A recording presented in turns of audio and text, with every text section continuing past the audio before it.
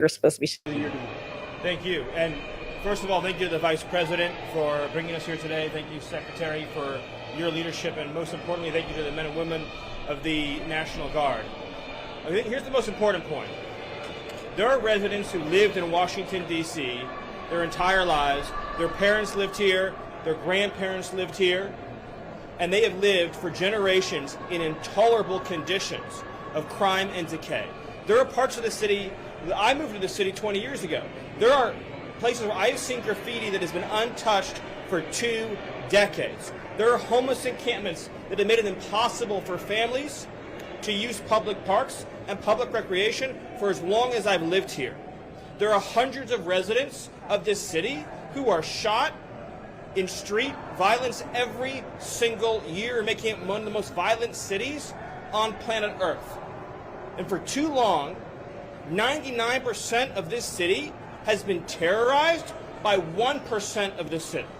And the voices that you hear out there, those crazy communists, they have no roots, they have no connections to the city, they have no families they are raising in this city, they have no one that they are sending to school in this city, they have no jobs in this city, they have no connections to this community at all. But they're the ones who've been advocating for the 1%, the criminals, the killers, the rapists, the drug dealers. And I'm glad they're here today. Because me, Pete, and the Vice President are all going to leave here, and inspired by them, we're going to add thousands more resources to this city to get the criminals and the gang members out of here. We're going to dismantle those networks, and we're going to prove that a city can serve for the law-abiding citizens who live there. We are not going to let the communists destroy a great American city, let alone the nation's capital. And let's just also address one other thing. All these demonstrators that you've seen out here in recent days, all of these elderly white hippies, they're not part of this city and never have been. And by the way, most of the citizens who live in Washington, D.C. are black. This is not a city that has had any safety for its black citizens for generations. And President Trump is the one who is fixing that with the support of the Metropolitan Police Department, the support of the National Guard, and our federal law enforcement officers. So we're going to ignore these stupid white hippies that all need to go home and take a nap because they're all over 90 years old, and we're going to get back to the business of protecting the American people and the citizens of Washington, D.C. Thank you, Stephen. A few questions. All right. What's up, everybody? It is Wednesday, and it's time for Pop and Politics. I'm KJ, and let me introduce you to my co-hosts. All right. We have Nicole Bennett. Hey, family. Yana. Hello. And for the first time live in the studio with us is Fitzgerald Mofor. How are you doing tonight? I'm doing well. Well, thank you guys so much for having me. And as usual, the ladies look beautiful. And I wanted to dress as well as I possibly can to fit in. So thank you guys so much. I truly appreciate the opportunity. You look sharp. Absolutely. You look sharp. And we are excited to have you. All right, folks, this is Poppin' Politics. Shelly is out. She's on vacation. So she will be back on Monday, but she's here in spirit. And so we're going to light this fire and get started. So do your part. Tap that thumbs up, smash the subscribe button, and turn on your notifications. We're live on YouTube and Rumble. If you're on the go, you can catch us on Apple Podcasts or Spotify under the name Pop and Politics. We love our chat. We shout out every super chat. So drop your thoughts, show your love, and join the conversation that the mainstream media wishes didn't exist. This is not just a podcast. This is a movement of God-fearing, truth-seeking, America-loving people that value freedom. Stand with us and subscribe so we can amplify this rallying call for freedom. All right, everybody, let's set it off. Before we get into this, Fitzgerald, please let the audience know, about Restore Maryland and where they can find you and your social media. Absolutely. Thank you so much for this opportunity, KJ. And we recently started a voter registration campaign called Restore Maryland. And we have 3 basic initiatives and goals. And it's 1, to register as many voters as possible in the upper areas of Montgomery County, where we do see a little bit of a turnout dip. And that's also partially probably one of the most conservative parts of Montgomery County. Secondly, we want to actually activate inactive voters. Those parts of Montgomery County, as I said earlier, is where there is this very small dip of turnout. This is Clarksburg, Poolesville, Damascus too also. So we are actually going to go door to door manually and talk to these people and figure out what's stopping them from actually coming out to vote. And in less than 30 days, we've actually been able to door knock about 1,000 doors with the help of some supporters and volunteers too also. And the third thing is to be able to curate a common sense coalition of voters, of independents, moderates, conservative Democrats who are just fed up with business as usual in Annapolis, this extremely high tax environment, unfortunately these extremely high energy costs, and even the really bad recidivism in the Department of Juvenile Services. So those are the three things that we want to accomplish. And we really hope that you guys can join us in this effort. And you guys can find me on Twitter at Fitzgerald Mofor, or on Instagram at FitzMoforMD, or on Facebook at Mofor from Maryland. And I just want to say thank you to KJ, and thank you to Nicole, and thank you to Yana and all you beautiful ladies for having me and allowing me to talk about some of those things too. Thank you guys so much. Absolutely, folks. And this is what it's all about. I mean, we're here on this podcast and we always, shout out and we advocate for conservative agenda, conservative policies, but Fitzgerald is out there knocking doors right in the communities doing this. And this is where it really matters. I mean, it all matters, but this is very important. And so we want to have you on, guys. You're going to love Fitzgerald. Wait till we get into all of this. And speaking of that, let's talk about that video we showed at the top of the show. So, folks, the Democrat Party claims to stand for the people, but what do the results say?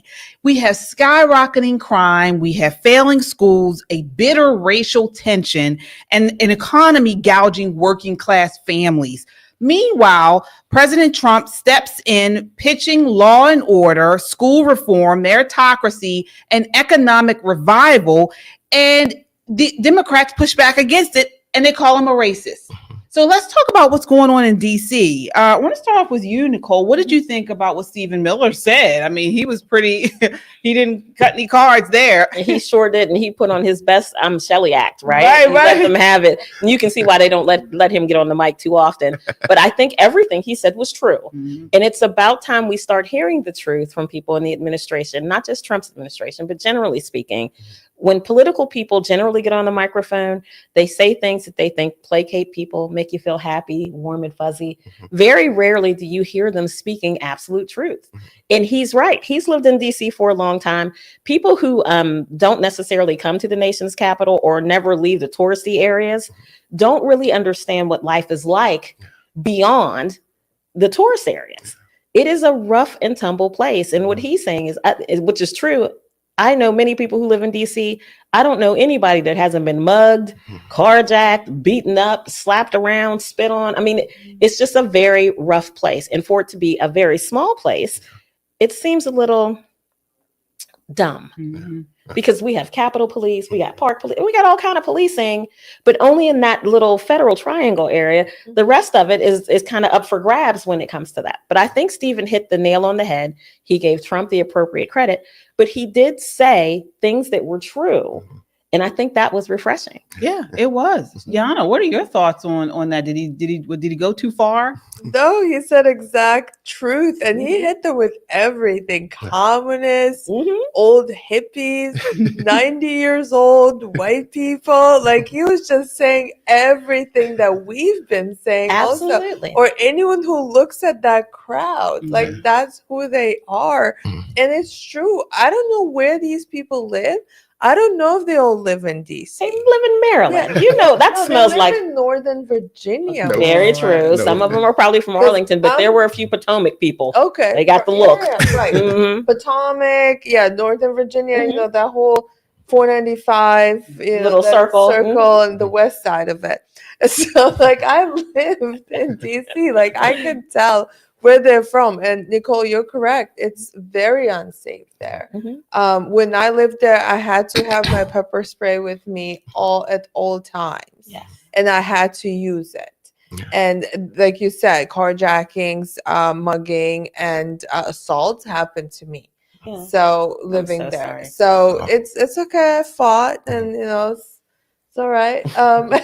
But it's true that it needs to be said that, oh yeah, when he said communist, that really warmed my heart that he said it, because that's what they are. To be said. They just want to cause chaos. Yeah. So Fitzgerald, I Yeah. mean, we all see the chaos, as Yana said, the crime, but Democrats are saying there's no there there. They're saying that we've seen over the last couple of years, I think within the last 2 years, crime is down compared to early numbers in 2015 and things. Yeah. So they're saying there's no point of President Trump having or federalizing the police. What are your thoughts on that? Well, this is the exact reason why Hispanic and African American men are trending towards the Republican Party at unprecedented rates, because you have the progressive left where they like to downplay crime and essentially make it as something that's not really an issue. But the overwhelming majority, in terms of the victims that are victims of violent crime, are African American males. I remember couple years back when Chicago got to about 700 murders in a year, or in DC 2 years ago, during the height of the pandemic, where it became the murder capital of the Western Hemisphere in terms of per capita murders per year. And these are some of the things where, unfortunately, the progressive left, they say, crime's not this big of an issue. And this is also post the George Floyd era of defund the police, where you had all these progressive district attorneys and state's attorneys, whether it's Larry Krasner in Philadelphia, Chesa Boudin in San Francisco, they actually got recalled. Kim Fox in Chicago, Maryland Mosby in Baltimore City. It's terrible. And so during that time, I remember Chicago with the no cash bail, them just refusing to prosecute crime too, and letting repeat offenders to actually go back and harm a lot of our African American males within our community. So to me, it's really refreshing to finally have a conversation about inner city violence and inner city crime, particularly for an African American male like myself. And I think it's great. I think the Democrats should continue to downplay crime so we can get more and more African American males and Latino males within the Republican Party. Yeah, you're absolutely right. And you brought up a good point. So although, as the Democrats say, crime is down compared to, several years ago, it's still historically, DC is an outlier, still historically higher violent crime and homicide rates than the national average for large cities, despite recent declines. In the mid-2025, DC's homicide rate remains above the average in the CCJ sample of 30 to 42 large U.S. cities, driven by past spikes in 2023. So, I mean, they are still elevated rates of crime. And so, as you mentioned, for them to say, well, why is he doing this? Crime is coming down. It's still at a very high rate. Yeah. And it's our capital city. Exactly. So what are they talking about? It's coming down. It shouldn't be there at these levels. Yeah. Agreed. When we have visitors from all over the world coming to see our beautiful city, our capital, I don't want to be telling my friends or relatives who are visiting from Eastern Europe, you have to have pepper spray with you at all times. You have to be careful. Do not go to this area. Don't stay out late. That's embarrassing. To have to say that to visitors. Right? Yeah, you're right.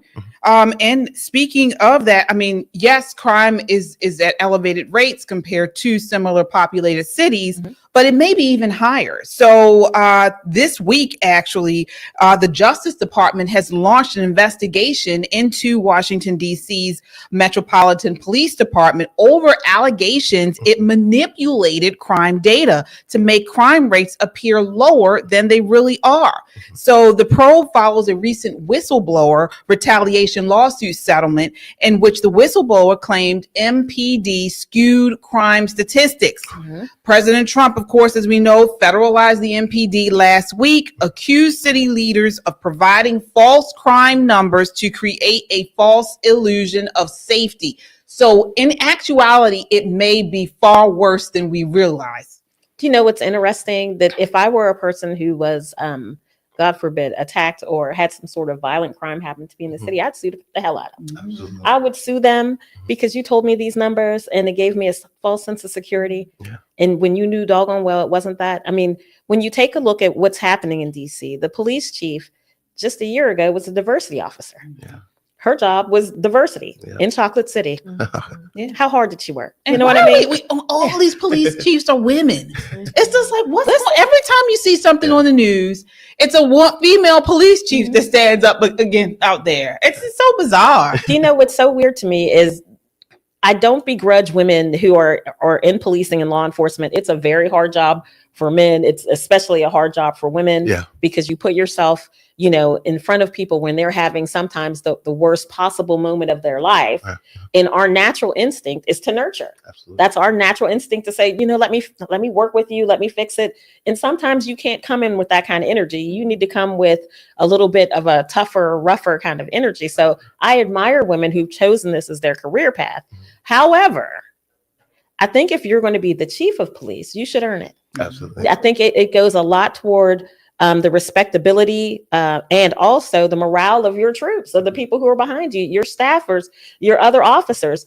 If you came up through the ranks and they saw you working hard, grunting hard, doing everything they do, it makes a little bit of a difference than when you were the diversity officer and because you're friends with the mayor, now you're the police chief. Yeah, absolutely. I don't know, KJ, if I was mayor, I'd make you police chief. No, No, I'd make Shelley police chief. Right. Who do you think should be police chief, guys? Sound off in the chat. Should it be me? Should it be Nicole, Yana, or Shelley? Or even if it's Gerald. It's gotta be Fitz. Right. It's gotta be Fitz. The win. Well, yeah, you're right, Nicole. And when you said that you would sue the police, if you, God forbid, got hurt.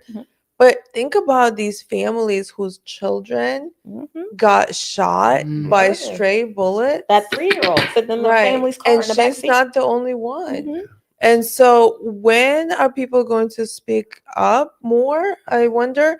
And it's unfortunate because I think the ones that do protest and even the ones that live in the city, unfortunately, they exist because I follow DC news and the things that come up on social media, and I know people who live there. There's some that they protest against what President Trump has implemented, and I think what they have is TDS. They have Trump derangement syndrome because they're going against the natural instincts of wanting to be safe. They live there and they're protesting against being safe. It's ridiculous. Well, it's not just DC. I mean, It's all over the country, we're here in Baltimore City and we're seeing the same type of crime. Yeah.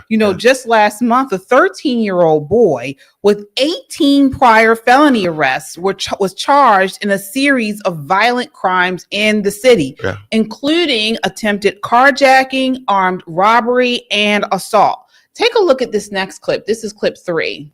Investigators say there were several armed carjackings and robberies, a string of incidents, including on at least 2 days in July. Tonight, news of an arrest, a 13-year-old boy charged with carjacking, robbery, assault, and several other offenses. Police say when the boy was arrested, he was wearing a home ankle monitor.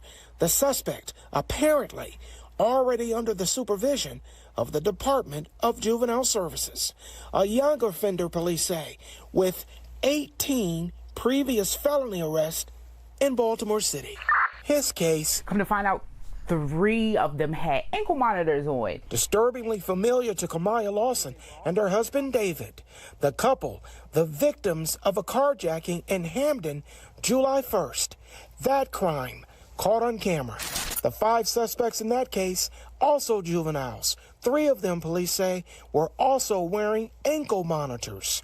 Another example of juveniles released only to reoffend.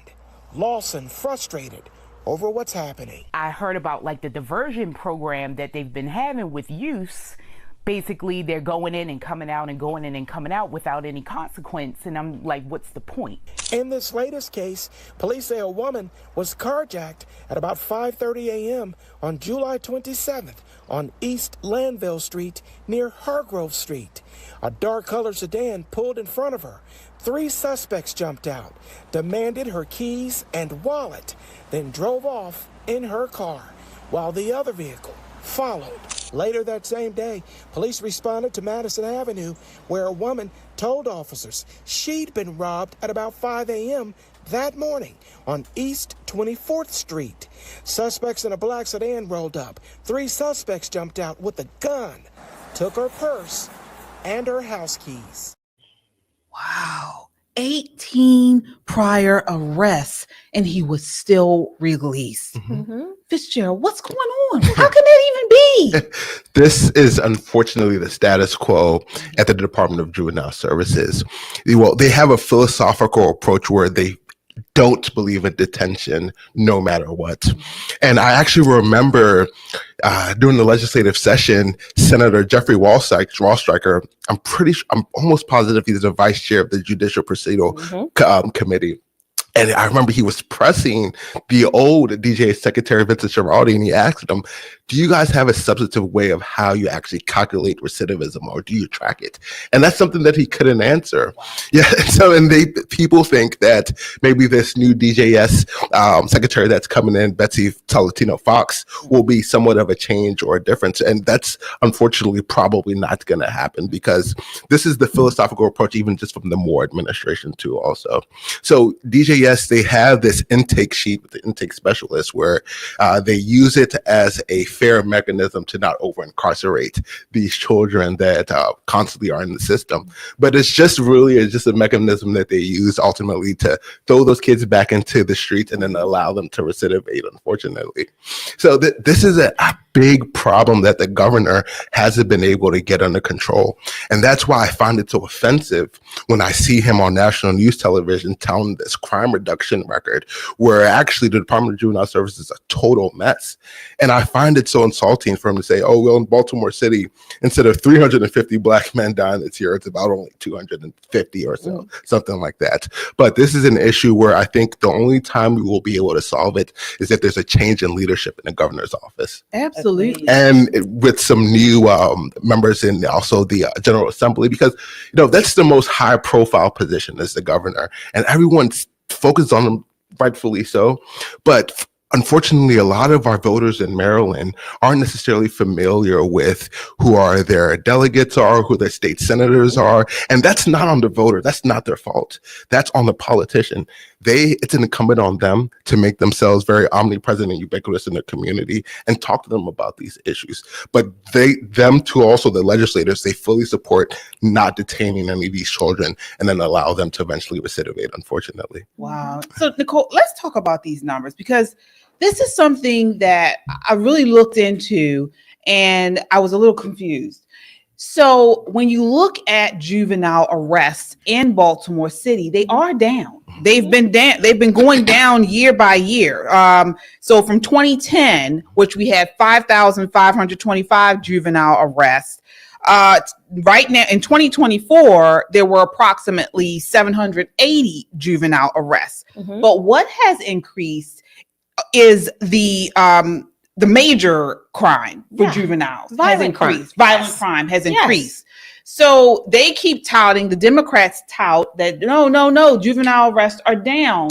But in actuality, the major crimes, violent crime, is up in juvenile arrests. Yes. So what are your thoughts on what's going on here? Well, again, we can make a statistics say anything we want it to say. You can fudge the numbers when you're not looking at whole numbers. And I keep saying this, people say crime is down. And my reply to that, as compared to what? As compared to being the murder capital of the world? Yeah, you knock 100 or 2 off, but you're still 200, 300 people dead, right? Tell that to the grieving families that crime is down. See how that flies with it. But here in Maryland, our juvenile justice system is not about punishment. It is about rehabilitation, right? So what they do is they arrest the juvenile, they call their parents, their parent and let them know that, we have your kid, this happened. And then they release this child who's not getting any parental support, who doesn't have any community support, right back into the same situation that he was in before. He or she was in before. So we're not getting any fix. What they're learning is I can do what I want and move with impunity. No one's going to do. Who's going to check me, boo? Well, they want to put me in detention center with my friends so I can learn to be a better criminal. Right. Well, he was put on, and he had the ankle monitor on too. So his friends knew where he was. But let me tell you, when they talk about these juvenile detention centers, they just had a big study done where there's drugs, alcohol, sexual abuse. I mean, it has run amok. Now, to his credit, Governor Moore did release the secretary who was over top of the DJS, but that wasn't the guy who was in charge of watching these kids. You can't cut off a piece of fruit and expect the rotten tree to die. You got to dig down in the roots. And the roots for us is, like you said, in our state legislature. We have so many hysterical, uber liberal Democrats in our state legislature who say simple things like, we're not going to charge a kid with a felony for stealing more than $2,000. Well, it seems like an arbitrary number, but the $2,000 is the cost of a cell phone. So if a kid steals another kid's cell phone, it won't be a felony, right? So they're looking at little tiny things where they can tweak the system. And their pushback is that they want to give children an opportunity to grow up, even if they make a bad decision. Here's my pushback. 13 bad decisions, 14, 18 bad decisions. 18. It tells me that we're failing these children. We're failing them because he's little now. Give him about 5 years. When he's big like Fitz, and he wants your wallet, and Yana's out of pepper spray. You know what I mean? We're going to have to jump him. Where's Shelly with the guns? It's going to have to go down. We have got to stop allowing the children to dictate the terms of justice. We as adults have to say, okay, you made one mistake. We'll work it out. But you can't stay at home with your parents because they don't know how to control that, right? So what about in Maryland? There have been they updated the laws for juvenile justice this year. So do you all see any change happening with those updates? Because it looks like some of them juveniles aged 10 to 12 can now be charged with specific felonies. I think before it was 15 or so. The probation periods, maximum initial probation period is 2 years, extended from 1 year under the prior law. Do you know? There won't be a change because when these children interface with the juvenile justice system, they need a service. Yes, that's a requirement of the department, and there are about. Total really should be 12 different DJS facilities, and 4 of them are closing. And that's an issue. So when the child comes in, a lot of progressives, they like to talk about rehabilitation. Well, rehabilitation is not putting an ankle monitor on a child and then tell him to go back on the street and then commit more crime. Absolutely. That's not what that is at all. We need drug rehabilitation programs first and foremost, because the children are using hard drugs also, not just marijuana. Sometimes the street level marijuana, can be laced with fentanyl too also. The children need vacational programs. These children we should look at even maybe boarding school for these children. Their parents have showed that they don't possess the skill or the dexterity to have their children under control. And now they're a threat to public safety. So the department needs to be reformed and overhauled, turned on its head, and give these children an actual service when they interface with the department or an intake specialist for that matter. Yeah. Make no mistake, Maryland has enough programs. We've got a program about other programs. That's what I was going to say. So Fitzgerald, you're correct when you were saying that it's a philosophical approach that our legislatures have, because the philosophy that they have is Marxism. Absolutely. That is the philosophy that they're leaning against when they're making these policies, where they believe that there has to be rehabilitation, which they don't really provide. But regardless, they don't believe that these children deserve real punishment. And it all stems from this idea, well, these kids come from difficult upbringing, underserved communities, so we can't punish them because they're victims to begin with. So that's the philosophy that they're pulling this from, but it's not working. It's an experiment that they're doing on us, on regular citizens, and on these children as well. It's an experiment that they think somehow they will transform, which they're just getting worse. And the only way that I see to approach this is true, they have to be taken off the streets. We have to go after their families. Their parents need to be charged with neglect, because that is neglect. If your kid is doing drugs, if your kid is robbing and going around the streets late at night, you're neglecting your kid. So there have to be serious consequences for the parents or whoever the guardian is. If the child is under a state supervision, also the same type of consequences should be going towards whoever is running the group home or wherever this kid is staying. There's got to be some accountability somewhere, right?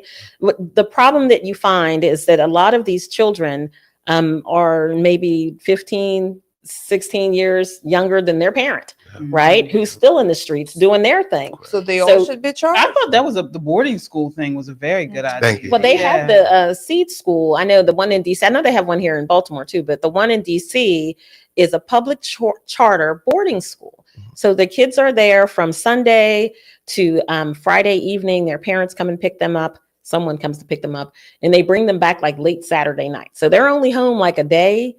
But they managed to get arrested. They managed to get pregnant. They have managed to do all that kind of thing. Well, the staff need a break. Let me tell you, because there are a lot. My sister is one of the leaders at the school, and I've been there many, many times. And some of the kids, you have to win the lottery to get in.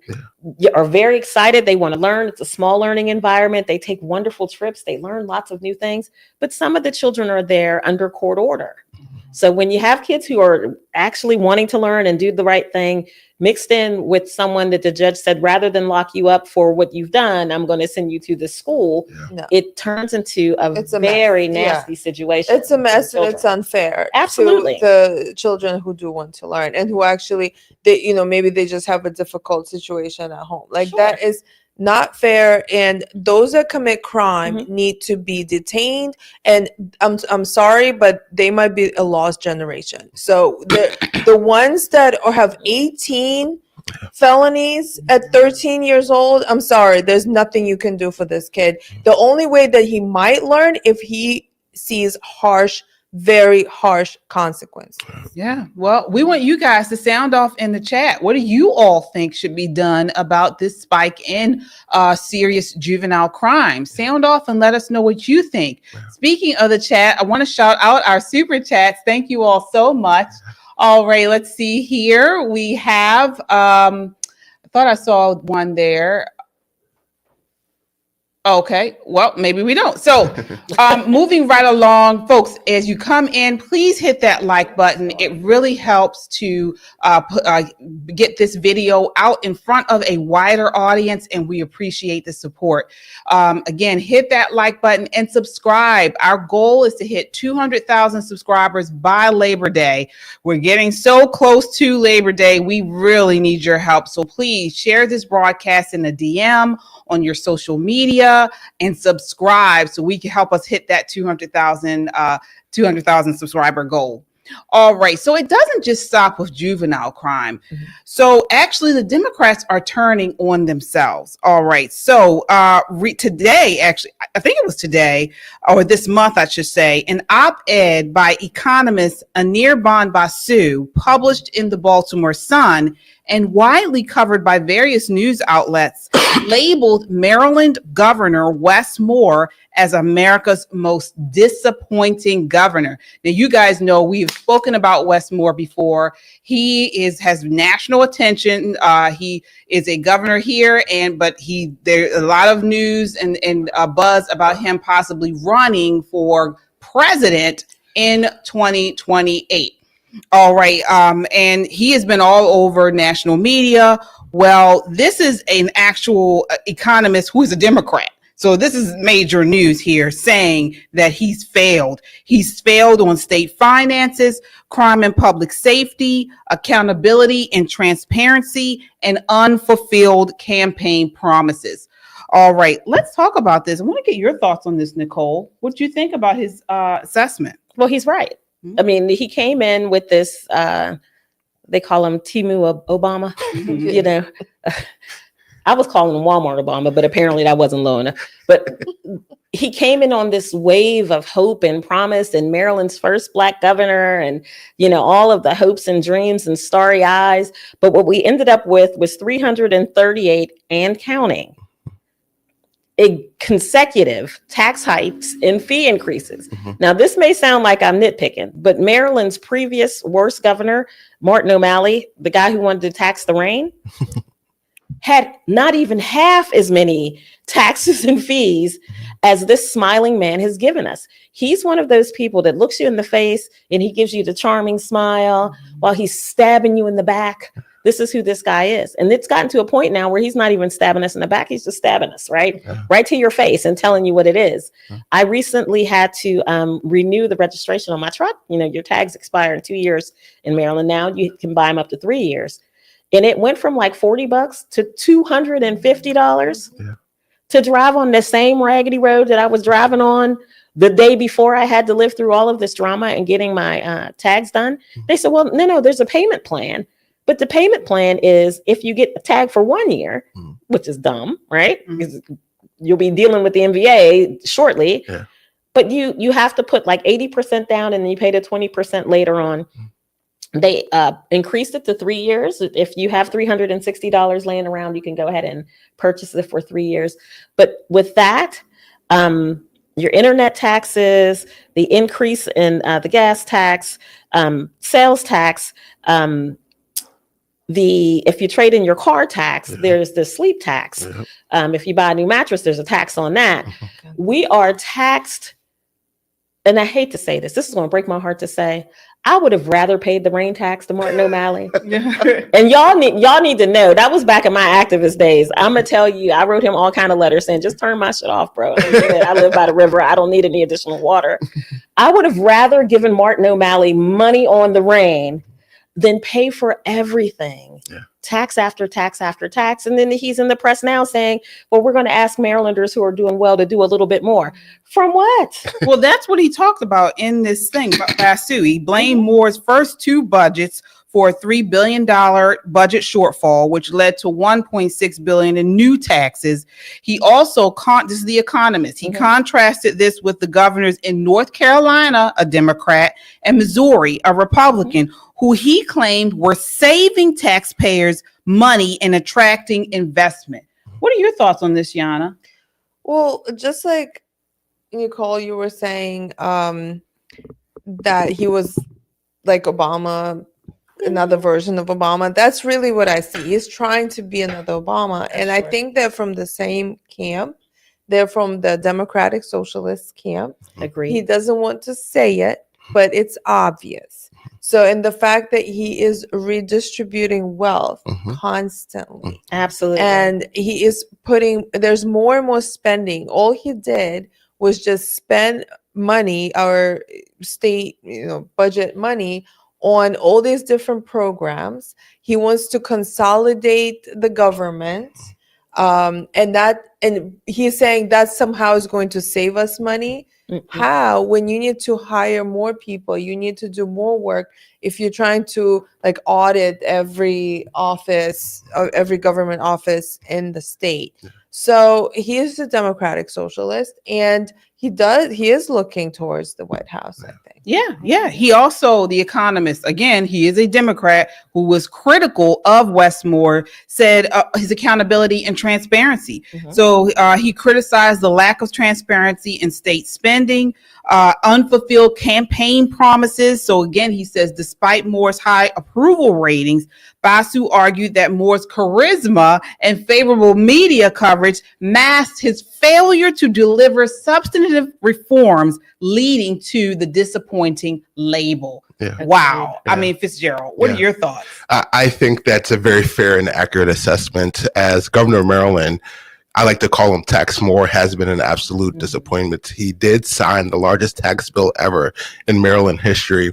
You're looking at a 2% capital gains tax over all assets over $350,000. You're looking at these two new income brackets where if you're $500,000 to $1 million, you're at 6.25%, or you're $1 million over, you're at 6.5%, which is actually bringing back the millionaire's tax. Yeah. These are the people that create jobs. These are the people that employ people, right?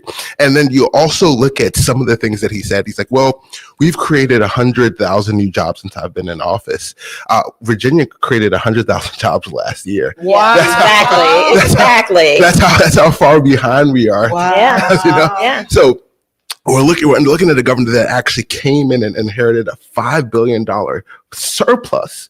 And the thing that he likes to talk about on Fox News and mainstream media, or when he pretends to be receptive to opposition media or whatever, he says, I inherited a structural deficit. Well, that's a lie. That is an absolute lie. That's an absolute bold-faced lie. He actually sent a letter to Larry Hogan right when he was inaugurated into office and thanking him for giving him that $5 billion surplus. And he completely obliterated. And a lot of the Democrats and progressives, they say this is from the Trump administration. We're losing revenue. Before Donald Trump was ever inaugurated into office, we had a projected $2.8 billion deficit before January 20th. So we actually have lost our AAA coveted bond rating. Quantum, which is IonQ, which is a quantum computing company that originated here in Maryland. They decided to actually create a world-class quantum hub in Tennessee. Yeah. Why? Because Tennessee doesn't even have an individual income tax. Where in Maryland, we have some of the highest income tax in the whole country. We're actually ranked 46th in terms of tax competitiveness in the whole nation. And it's probably going to be worse after this Burford bill. I mean, he's been abysmal. That's just objective. I know that's not a partisan talking point. And as you see, this Democrat economist is actually echoing that sentiment too also. So I think Governor Moore needs to take his eyes off the presidential office and actually come back to Maryland and focusing on fixing some of the issues that he created. Yes, absolutely. And you talk about businesses. I mean, we're seeing the same thing happen in these Democrat-led, I'll be partisan, the Democrat-led states all over the country. Breaking news out today, Bed Bath & Beyond announced that the company will not open or operate retail stores in California, citing the state's over-regulated, expensive, and risky business environment. Yes. So the decision, described as a matter of common sense, as you seem to say, rather than politics, was attributed to high taxes, fees, unsustainable wages, and stringent regulations that the chairman claimed make it difficult to employ people, maintain operations, and deliver value to customers. Absolutely. This is really bad, especially if you have a state like this, because we need business like this. It extends from this. Jobs, the outlook of young people, being able to buy homes. Right now, they said this is the worst time for people under 40 to buy homes. Correct. Of course. Communists do not like business. Right. That's true. Like Yana hit the nail on the head. They're literally against business. And so that's what happens, is that they want themselves, the government, to have, just like Mom Donnie said in New York, to have government-run grocery stores. They're going to have government-run mattress stores and what is that? Sheets and stuff, whatever they're selling. At Bed Bath & Beyond. They sell a little bit of everything at Bed Bath & Beyond. But it's going to be government-run. And I know how it looks like because I was born in the Soviet Union, and we had these really sad shops where it's the same kind of product, year after year. There's no innovation. But is it cheaper? Were they cheaper goods and services? The thing with the issue with communist states is that it's not about the price. It's about because they will control the price. It's about the amount of how much of it is available. So you're going to have shortages. every time there's a government run anything, there's a shortage of that product. So they will control the prices. So let's say you want to buy a mattress, you have to, no, and this is a true story in the Soviet Union. You know what they had to do for mattresses, for couches? They had to put their name on the list. On the, you're in line for your couch. Wow. And then you have to go every week. There's one day that you have to go and renew to say that you still want it. You still want to keep your name on the list. And there would be a line of people standing there from like 4 a.m. Woo! Yes, to go to the lady with the notebook and say, yes, I still want this couch. Please do not cross out my name. Last time I saw something like that, and I may be telling my age, was when Furbies came out. You guys remember Furbies? Furbies came out and they had a line like all the way around the store, and people were fighting over these Furbies. But I mean, this is crazy. It's weird to think though that, as an American, we know what happens when businesses fail, right? As you said before, KJ, people are unemployed. But one of the most harsh things that happen is the tax base is now shifting. Correct. It's shifting from employer taxes, now the government is not going to spend less money. They just have to find another place to get it. And guess where they're going to get it from? You. They're going to get it from you. So we need businesses to be profitable, to make money, to pay the taxes, so we don't have to pay so much taxes. But when you run businesses away to other states, when they want to stay, like McCormick was going to leave Maryland. And that's horrible. Can you imagine getting your Old Bay from Tennessee? Oh my! It happened with Beretta and Benelli. Beretta and Benelli had a beautiful factory in Accokeek, Maryland. It's down by where I live in Southern Maryland.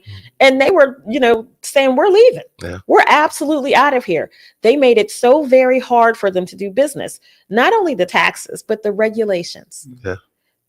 Our General Assembly has not had one session where they have not overregulated the overregulations that they overregulated the session before. If we could just have one session where we didn't do anything but take stuff off the books, you would see business flourish in this state. Yeah. But there's a rule for everything.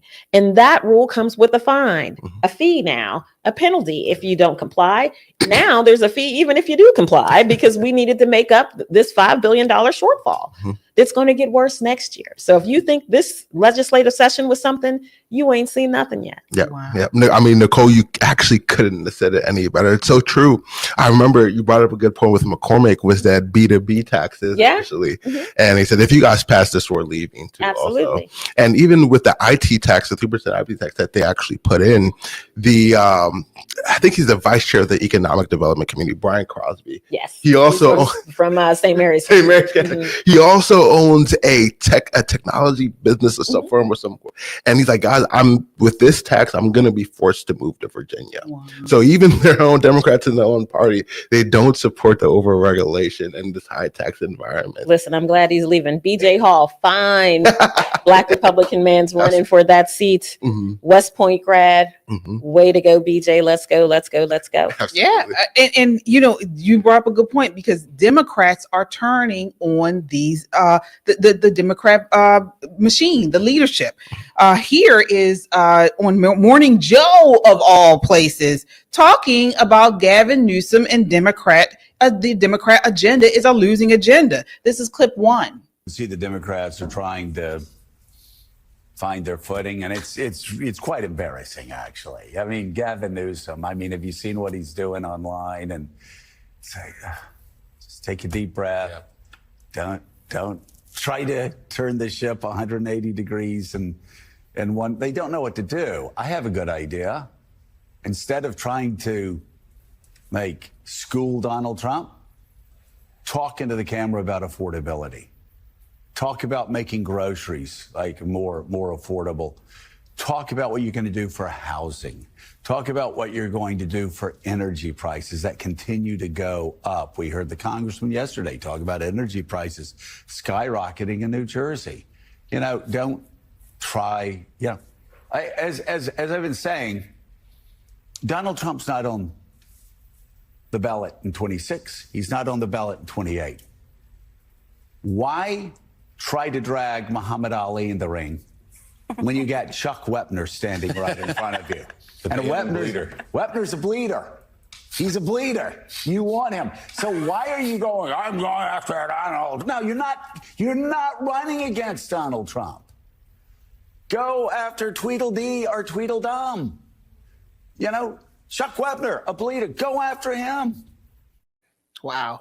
So, I mean, I agree with him on the point that, you know, they're not running against President Trump. He's not on the ballot. But I disagree where they don't have any solutions for these issues that are facing us. You talk about energy, the agenda is horrible. You talk about crime, their agenda is horrible. Education, their solutions are horrible. Here in Maryland, we're having an energy crisis with bad agenda and solutions from the Democrats. So, Ms. Fitzgerald, what's your response to that video? First and foremost, I want to wipe my eyes because I don't know. That's Joe Scarborough. King TDS said that? Okay, wow. But listen, Joe used to be a Republican. Used to be a Republican until he married a communist. Well, but it's just, I mean, you can't blame Mika. He was always. Maybe things are changing. He's a little on the rhino-y side. It's just, it's what a fall from grace. Right.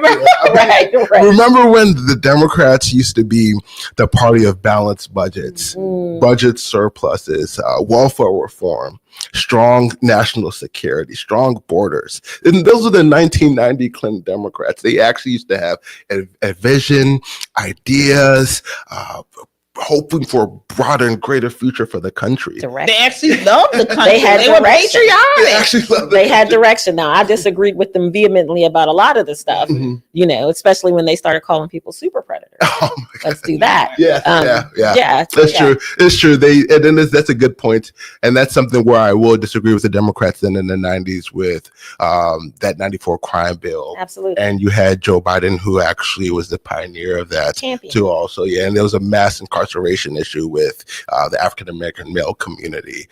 But now the Democrats today, I think Donald Trump has broken them. They don't have a plan. They don't have a vision. And people like Gavin Newsom thinks he's going to meme himself into the White House. It worked for Kamala, right?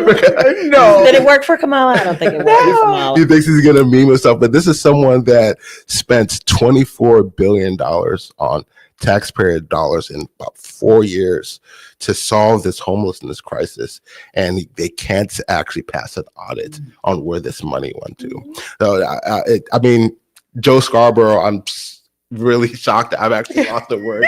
I've never heard anything like that from Joe Scarborough, but he's definitely on target there. Yeah, Nicole, what are your thoughts on that exchange? Listen, even a broken clock is right twice a day, right? So the thing that I took away from what Joe was saying, and I'm prayerful that those Democrats did not hear him, is that they have to get some direction. Stop chasing Trump. You're not going to catch him.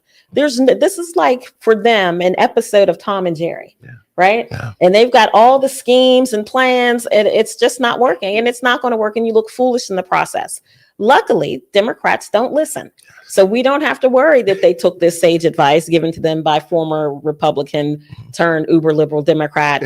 Looks like he's walking the line again, Joe Scarborough. Maybe things aren't good at home. You never know.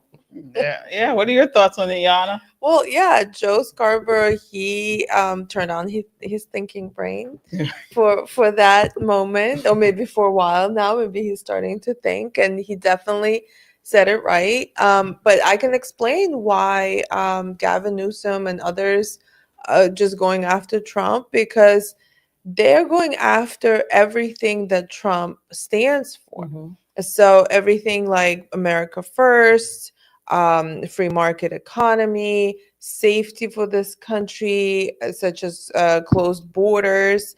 So they do not like any of this because they are in that camp with Obama and with Wes Moore and others. They're in the democratic socialists. Let's experiment on this country. Let's create a new reality for this country. And they want to break this American spirit that Donald Trump stands for. And that is why he's their boogeyman. He is their bourgeoisie Mhm. that the Marxists would always scare the masses with, saying, see, those bourgeoisie, you know, they just want to keep you oppressed, and they just want to work you to death and things like that. It's the same Rhetoric from a different face, yeah. that has been going around for like 100 years at this point. Absolutely. Absolutely. Folks, as you come in, please hit that like button. We need those likes. We have over 300 people watching tonight. We want to make sure we get those likes up. It helps to keep us online. It helps to keep us here on YouTube, and we appreciate your support. Every like that we have here gets this video out in front of a wider audience. All right. And subscribe. We have a goal to hit 200,000 subscribers by Labor Day. We got a long way to go, but we can do it with your help. We need your help. We need your help. We need your help. Absolutely. Hit that subscribe button. So we want to talk about what you were just talking about, Yana, is, you know, the racial division. So this is the left has been pushing this racial division in the country for the last 5 or so years, and instead of it coming down, you know, because race, you know, we see since, I would say, Jim Crow, and then racial division, or I say the racial what's the word, tension, not tension, but the atmosphere has gotten much better. You know, we all live equal. Yeah, we're all equal under the law. The laws are in place to push back against these issues with racial in the workplace, in education, and so on. But the racial division and tension has been ratcheted up, and it's mostly on the left. In this next clip, we have of a CNN panel, Abby Phillips. She is morphing into Joy Reid. Unfortunately, such a pretty girl. She's morphing into Joy Reid. She's driving it again. So this left-wing media driving the racial division in the country by ratcheting up the idea of white privilege, white supremacy. And I want to talk about how we combat that agenda. Take a look. This is clip 2. There's a lot of history that is in these museums, but he's focused on one thing, and that is that there's too much slavery being mentioned in the United States of America. That's very odd, Batia, honestly. So I want to start by saying I actually agree with everything that's been said, and I loved your opening. And so I offer these comments very humbly because it's an honor to be included in this conversation, which is very solemn, and I think we all understand that, and we are all looking for the common ground here. And so what I'm about to say, I don't mean in any way to negate that tone, but starting around 2011, 2012, sociologists started to notice a shift in white liberal opinion polling to where white progressives became more extreme in their views on race than Black and Hispanic Americans. And they called this, the sociologists called it the Great Awakening. And when they postulated, where did this come from? Why did white progressives suddenly start obsessing over race in a way that was actually far to the left of where Hispanic and Black Americans were on this issue? They found that the media had shifted radically how it talked about these issues. So for example, in 2010, the words white supremacy were mentioned 75 times in the Washington Post and the New York Times. But the media is different from museums. In 2020, the words white supremacy were mentioned 700 times in the Washington Post and the New York Times and 2,400 times in NPR. The word racism, 4,000 times in 2020. The words white and racial privilege from 2013 to 2019 grew by 1,500% in the New York Times and the Washington Post. And the word slavery itself exponentially skyrocketed as a percentage of words. I'm offering this only to suggest. I understand. I'm just wondering what do you think is the problem with talking about slavery, white supremacy, racism, etc.? So the point I'm trying to make here is that liberals will say, well, this is a reflection of reality. But of course it isn't. This is a reflection of a newfound obsession that was driven by the media, and that doesn't reflect either the moral evil of these things or the historical accuracy. Did you see the question Abby asked? She didn't get it. It's not an issue talking about historical issues like slavery, like Jim Crow, and educating us. But you're doing it too much. It doesn't matter, and you're creating hysteria. half the stuff that is pushed out by the left is not true, and the way they are ratcheting this up, it just doesn't make sense.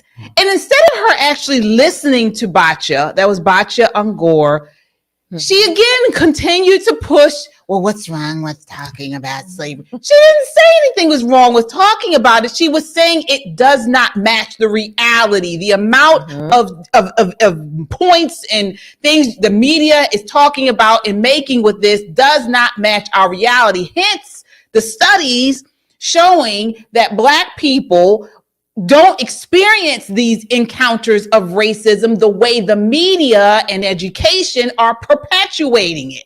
Absolutely.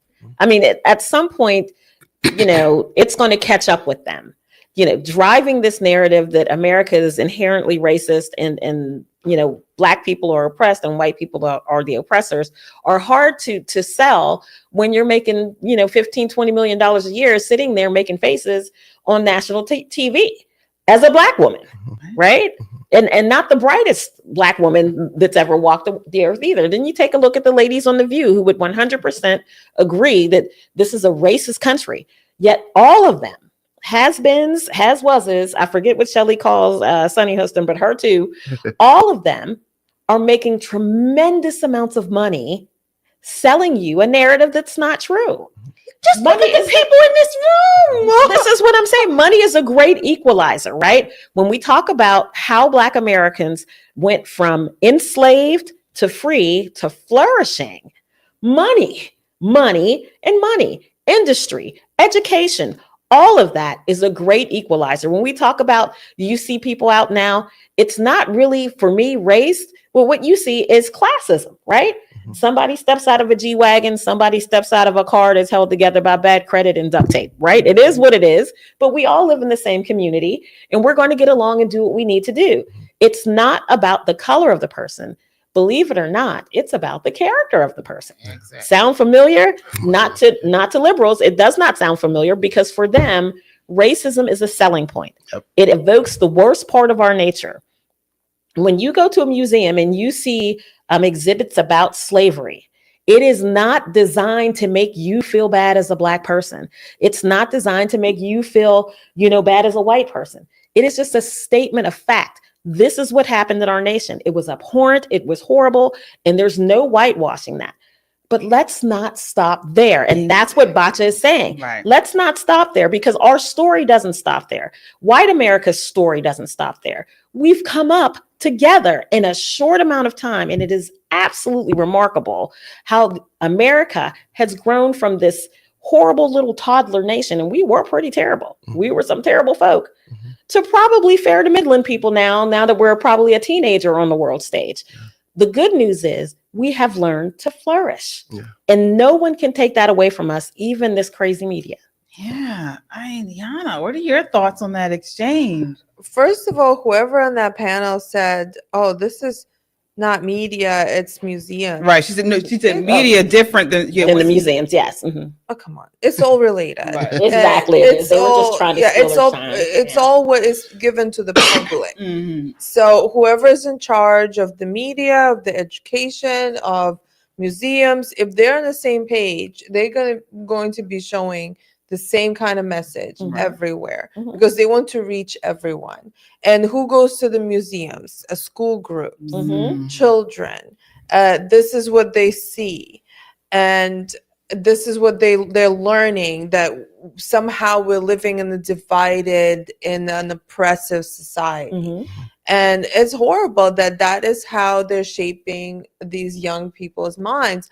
In Baltimore, there's a beautiful museum, like the Baltimore Art Museum, that has a lot of classical paintings, art pieces, but it also has all these photographs of like 2020 riots. Mm-hmm. And this whole push, that there's an oppression, that that we live in a very racist society, and it's everywhere. You can't avoid it in the museum. Mm-hmm. They'll put it, even if you're not going to see that particular exhibit, they'll put it right when you have to see it. They're being confrontational about it. So, and it's, again, as I'm saying, it's propaganda. It's coming from the Marxist left. It's not actual liberals at this point. This is Marxist left, and they want to change the society. And in order to change it, they have to say that there's an oppressed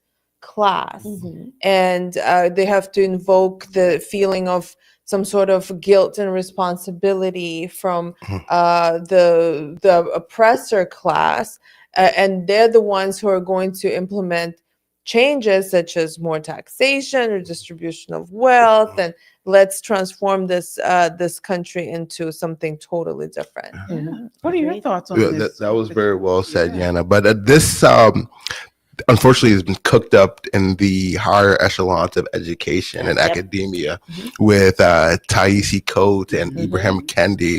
And this is during the time of BLM and when we had our national reckoning on race too also. And I want people to know how destructive this ideology or philosophy is, because now it became also a symbol of virtue. And then with them using it as a cudgel to ram in their political talking points to say how virtuous they are, they actually enacted it in public policy too also. So they said where white supremacy actually started is within the police force too also, because it was used before as a slave catching mechanism. So let's defund the police. Here in Maryland, where they actually rolled back the Law Enforcement Bill of Rights for police officers. They took the police officers out of the schools, and you had local county council members here in Montgomery County too also that even wanted to implement laws to say that police officers shouldn't be able to pull people over and conduct traffic searches too after pull them over. And this individual is someone who is a very close friend of Ibrahim Kendi too also. So with them actually decimating, repudiating and demonizing law enforcement for about 2019 to 2021, 2022, there was large rates of attrition within the police department and a lot of vacancies also too, which led actually to the increase of crime. And who were the overwhelming majority of victims? African-American males. So this rhetoric is actually a public safety threat too also. And I wish more and more people, obviously you guys who are very intelligent and very intellectually astute, are talking about these issues. But broadly speaking, this is something that's just glossed over. And we really haven't had a very strong, robust conversation about how nefarious this ideology actually is. You're right. But guess what? People are waking up to it. So in a recent New York Times article, actually published today, it highlights a significant decline in Democrat voter registration across the United States between the 2020 and 2024 elections. So based on an analysis of voter registration data from L2, a nonpartisan data firm, there's some key findings. Widespread losses in all 30 states plus Washington, D.C. that track voter registration by political party. Democrats lost ground to Republicans. There's also a shift among new voters. So for the first time since 2018, more new voters nationwide registered as Republican than Democrats in 2024. Swing state declines. That's another thing. The Democratic registration edge has significantly eroded in key swing states with losses of 5.3 percentage points in Pennsylvania, North Carolina, and Nevada. I mean, you know, they're losing amongst men and young voters. We're seeing this across the board. So I'm going to kick it back to you, Fitzgerald. Why do you think this is happening? And do you think this is actually going to be, this is going to impact 2020, 2026 and 2028? Yeah, absolutely. I think this is happening for a couple of different reasons. One, the RNC has been very intentional about using voter registration as their strategy to actually expand their coalition and base. And it started with a gentleman, Scott Pressler. I'm sure all of you guys are familiar with him. And he actually gave me the idea of starting the same Restore Maryland, registering voters here in Maryland. So that's a good actually political strategy there from the RNC and the Republicans, and then also welcoming African American and Latinos into their tent, and then working class folks also. And the second thing also is that the Democratic Party now is the party for the professional imaginarial class, the coastal elite, the reimagined class is what I call them. The reimagined dragons. Right. And the Republican Party now actually speaks to the issues of the common man. And one thing that I attribute to the president is that he's the first president of my lifetime to talk about, to bringing back manufacturing jobs here in the United States of America. Because even though I did say that Democrats in 1990, Democrats did some good things in balancing budget, they actually did a lot of destructive things too also, like NAFTA too also, that actually offshored all these jobs to different countries. Where those workers there can't organize, they can't be a part of a union. You don't have to pay them actually very fair wages. So Donald Trump actually invoking and talking to that populist rhetoric too also made the Republican Party the party of the working class man too. So now when people think of the Democratic Party, they think about out of touch East Coast progressives. They think about transgender. Yeah, that's what I think about. Purple hair transgenders. You know, we did a lot of field work during the presidential cycle for President Trump and some other Republicans across the nation. And what most people think when they think Democrat, Black woman. That's what they think. Sassy Black. That's what they think. Yeah. And they earned it. Don't get me wrong. This is who they've put up front and said, this is who we are. This is what we believe in. And to a person, there are people who believe that that was a critical political mistake. Critical. Because what happens when you're no longer the chosen one? Because this is what Black women in the Democrat Party are facing now. You end up like Joy Reid in your basement crying with a hat on, talking about, you know, I had it all and I lost it all, right? And somebody give me some more. It's gotten to a point where America was at a breaking point. We were either all going to be, you know, transgender, more genders than we got good sense kind of people, and we were going to close our eyes to the truth, walk away from God and follow these women over a hill, or we were going to follow this man who says, listen, you don't have to do that. Men, you can be a man. It's okay to be a man. It's not toxic. You can be a man. Women, guess what? You can be a woman. You can be as hot as you so choose. We like women. We like women with tall shoes on, short shoes on. We like women. How about everybody just be a good American? And I've talked about that for years. I've got probably 15, 20 speeches on my cell phone about whatever happened to the good Americans. Well, we're back, baby.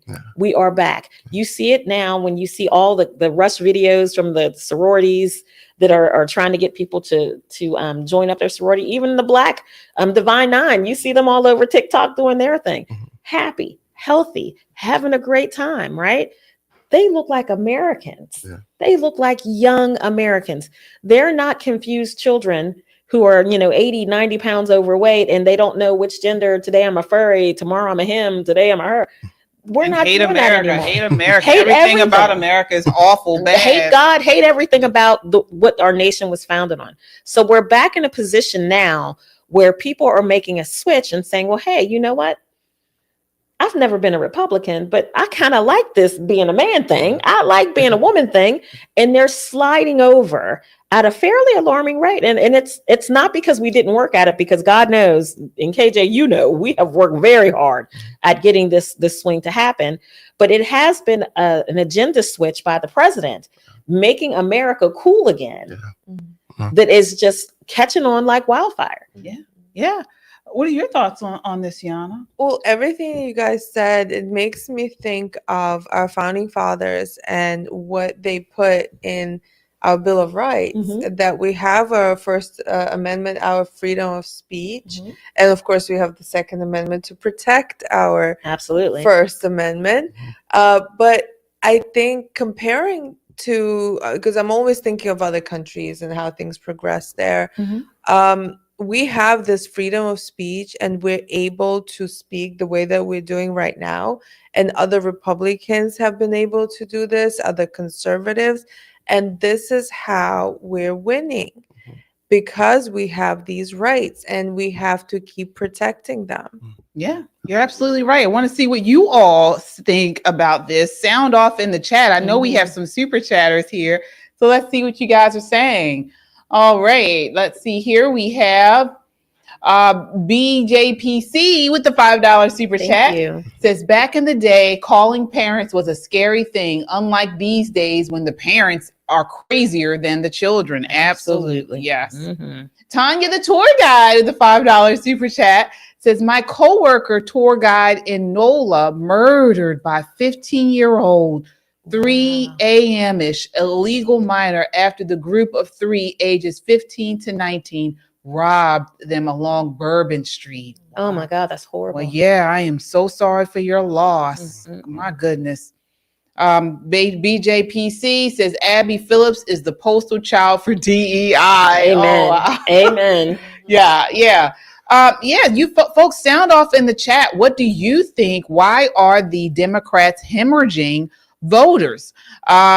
I'm happy about it, honestly, because I believe personally that the Democrats party has moved way too far to the left. They're no longer pro-American and their policies and agenda are dangerous. So please sound off in the chat and let us know what you think. And we will continue to follow this story. That does it for us tonight. I want to start with final thoughts, Nicole. What's your final thought for the audience? Listen, there's a lot going on, folks. I keep bringing this up because it is meetings that we're having over and over again. But next year, A250, America's 250th birthday, is going to be the most epic thing in this nation. There's just about a party a week. There's going to be all kind of things. And one of the things that I'm most looking forward to is the Declaration of Independence and the Constitution are going to be in the same room, laid out, where you can come and see it for the first time ever. Wow. For the first time ever. Now, I'm not going to say I'm going to be first in line, but I'll probably make the top 20, to get into that room.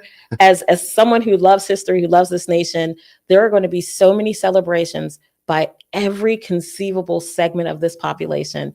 It is going to be the most epic year. I cannot wait. I cannot wait. Yana, what are your final thoughts? That's amazing. Yeah. Oh, it's going to be I'm excited. Yeah. I mean, I love a celebration. First of all, BCF, I think we're doing like three or four parties. It's going to be need that. We need Yes. more of it in this country also. And I'm thinking of how people celebrate around the world. America needs more parties. Agreed. Honestly. We need to enjoy this country, our lives, each other. We need to eat well and dance more. Right. This is what we need. And because people are so I feel like depression has been setting in because of the media. Because of the media. Yeah. And so stop listening to these depressing people. Listen to us. Listen, share our podcast. And also don't be afraid to speak to others about how you believe. I think a lot of conservatives are still worried about, I'm going to lose some friends. Someone's not going to talk to me. Yeah, you make new ones. Or exactly. And you make better friends. And immediately you're going to get new people into your life.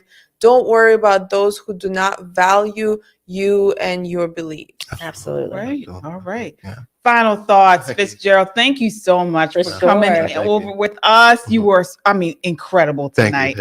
As usual. Thank you. Final thoughts. Well, I want to say, first and foremost, ladies, thank you guys so much for inviting me to the studio. You guys always look gorgeous as usual. Thank you. And I really want to say how impressed I am with the studio, the production. As just a viewer at home, I'm like, wow, these are Pop Politics ladies. They're really crushing it. And a true story, a friend of mine, she actually sent me a video that we did last week because she watches you guys' videos. And she was like, is this you? And I was like, yeah, absolutely. Yeah, I come on every now and then and share my 2 cents. And she's like, I love their show and I watch all the time, and she's a subscriber. So I just wanted to share that story to say you guys are doing absolutely phenomenal. Continue the good work. And, for the folks at home, please continue to help us and follow us with our Restore Maryland efforts. Yes, please support us with donations, volunteer, or even also disseminating our efforts of registering voters and contacting active voters. And I just want to say thank you guys so much. And I appreciate it, guys. Absolutely. And we're going to post his links there. I hope we have those links for Restore Maryland, where you can find Fitzgerald and definitely support. All right. So, folks, thank you all so much. I am going to end with, it's not tomorrow night. So tomorrow night, you guys, on Christian Conservative, we have a dynamic, this is the last and final part of our 3-part series. I can't wait. Candace Owens' conversion, Catholicism, Islam, and the One World Order. So, folks, we have been turning it on its head. Tomorrow night, we're ending our 3-part series with the papacy prophecy bombshell, and we're inviting you all up. So we've got tons of comments over the last week about this series. You guys have questions, you guys have challenges, and just comments. And so tomorrow night we're giving you the spotlight. We're going to have you all come on the show and share your comments, your challenges, your questions. So please watch tomorrow at KJ Christian Conservative, starting at 9 p.m. All right, so folks, we will be back on Friday. We'll be back on Friday. So please hit that notification bell so you know when we go live. Share, like, and subscribe. Until next time, count your blessings and live a life of purpose. Good night.